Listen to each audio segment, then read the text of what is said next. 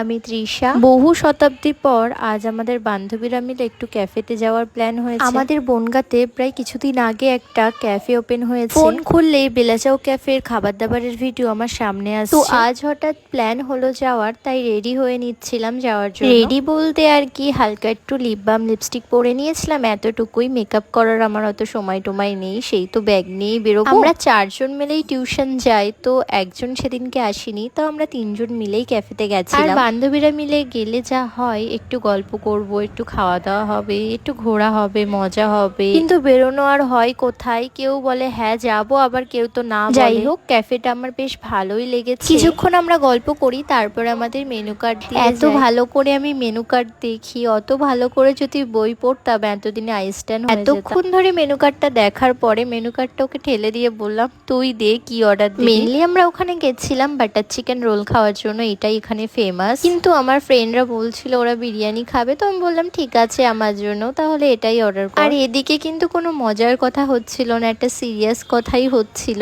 কি যে আমি এখানে বক বক করছিলাম ভগবানই জানে। তারপরে আমাদেরকে বললো যে তোমরা যদি গুগলে 5 স্টার রেটিং দাও তাহলে তোমাদেরকে একটা করে কোল্ড ড্রিঙ্কস ফ্রি দেওয়া হবে। বাঙালি ফ্রিতে পেলে আলকাতরাও ছাড়ে না। দেন খাওয়া দাওয়া করি আমরা এখন বাড়ি যাচ্ছি। আর ভিডিওটা ভালো লাগলে পেজটাকে ফলো করে দিও।